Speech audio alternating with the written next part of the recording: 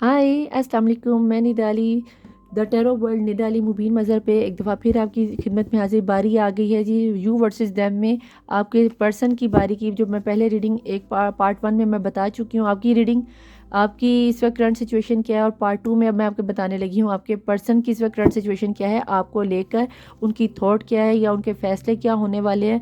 अगर रीडिंग आपके साथ रेजोनेट करे वेल एंड गुड, और अगर नहीं करती तो उसको जाने देना। ये रीडिंग है आपकी टाइमलेस, और जब भी आपकी नज़र के सामने से गुजरेगी ये आपके साथ रेजोनेट करेगी। अब हम आपकी रीडिंग चेक करने जाते हैं कि आपके पर्सन की इस वक्त करंट सिचुएशन क्या है, और आप अपने आप को पॉजिटिव एनर्जी में लें। रीडिंग रेजोनेट करे तो आप नीचे thank you angels, thank you Allah, thank you angels, thank you universe लिख के क्लेम रीडिंग कीजिएगा। और इसके अलावा अगर आपको कोई टॉपिक पसंद हो जिसके बारे में आप रीडिंग लेना चाह रहे हो तो नीचे कमेंट बॉक्स में ज़रूर लिखिएगा। इसके अलावा आपको इस्तिखारा करवाना हो, ख्वाबों की तबीर पता करवानी, या कोई किस्म का मसला या सवाल पूछना हो तो आप मेरे इंस्टाग्राम पे आके डीएम में कर सकते हैं। यहाँ पे इंस्टाग्राम की आईडी चल रही होगी। अब अपने आप को पॉजिटिव कर लीजिए, अपनी सारी एनर्जीज अपने पर्सन पे ले जाए और मीठी मीठी यादों को सोचे। और हम देखते हैं कि आपके पर्सन की इस वक्त करंट सिचुएशन क्या है। ठीक है जी, ये भी पता चल जाएगा कि वो नेक्स्ट हैं या एक्स हैं। चलें जी, बिस्मिल्लाहिर्रहमानिर्रहीम। कमर, ओके। ब्रेकअप मोड, ये आपके कार्ड में भी आ ही गया था, मैंने वहाँ पे भी आपको फर्स्ट फाइल में भी बता ही दिया था कि आ गया है। मलका उषा, ओके। स्टफ, यानी कि मलका वैन की एनर्जी है ये। और ये आ गया जी मीज़ान, अदल, ओके।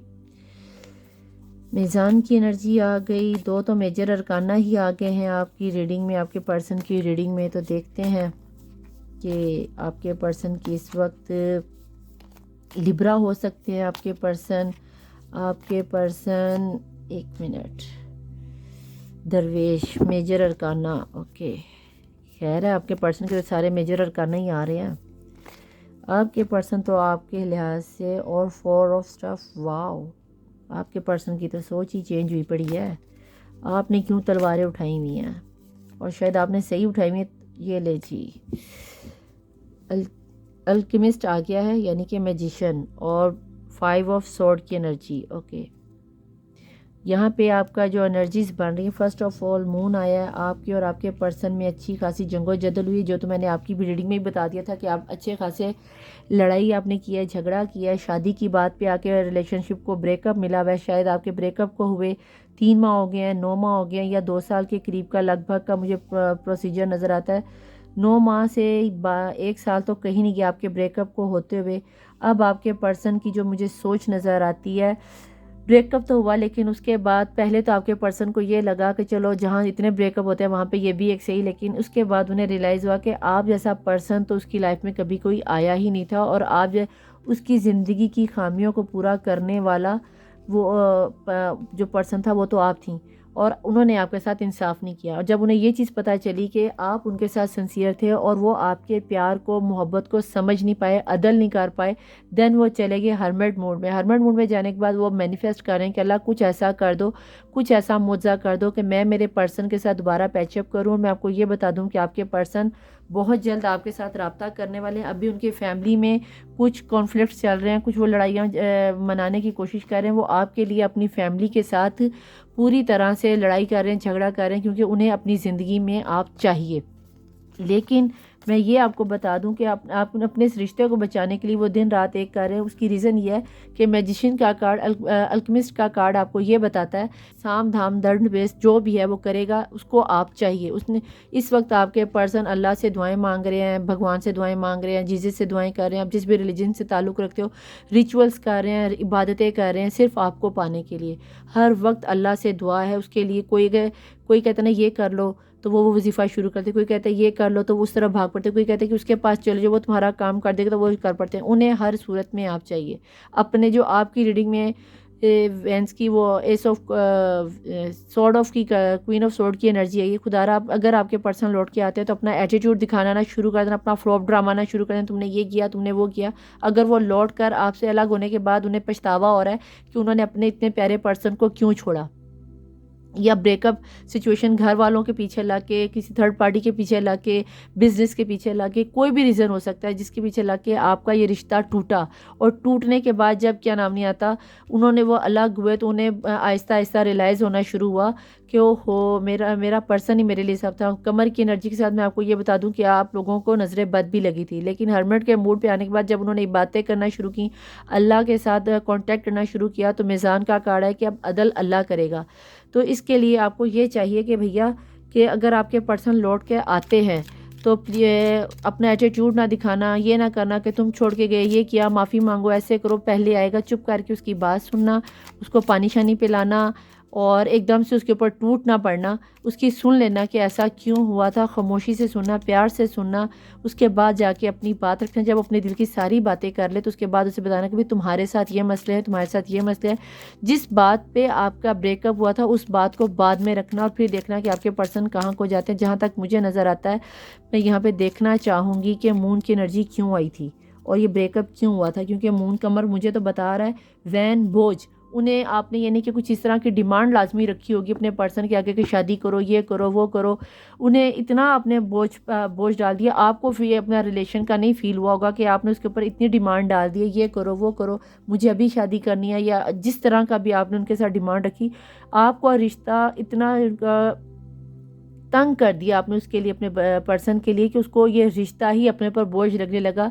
और इधर से आपकी तरफ से प्रॉब्लम्स आ रही थी और उधर से उनके फैमिली बैकग्राउंड की तरफ से भी, उनके फैमिली वालों ने भी उसको अच्छा खासा स्ट्रेस दिया हुआ था, अच्छा खासा परेशान किया हुआ था। वो उस बदले में क्या हुआ कि उन्होंने, अगर दोनों में से किसी एक को चुनना पड़ता तो फिर उन्होंने आपको छोड़ के अपनी फैमिली को पकड़ लिया कि लॉस में आप चले गए। ठीक है, तो कोशिश ये करना कि अगर वो दोबारा से किसी चीज़ को लड़कर छोड़कर आएंगे तो अपना ये वाला बर्डन जो पुराने से रोने हैं अपने, ये मत रोना शुरू कर दें, तुमने ये कर दिया, तुमने वो कर दिया, ऐसा बिल्कुल मत करना। अगर ऐसा करोगे तो जितनी तेज़ी से आपके मुझे पर्सन आते नज़र आ रहे हैं उतनी तेज़ी से आपके मुझे पर्सन वापस जाते नज़र आ रहे हैं। क्योंकि अगर वो लड़ाई झगड़े फसाद से निकल कर एक दोबारा से डिसीजन ले रहे हैं आपसे शादी करने का, और उसके बाद भी आप भी फिर यही कुछ करो, तो फिर मेरा नहीं ख्याल कि कोई भी बंदा लौट कर आएगा।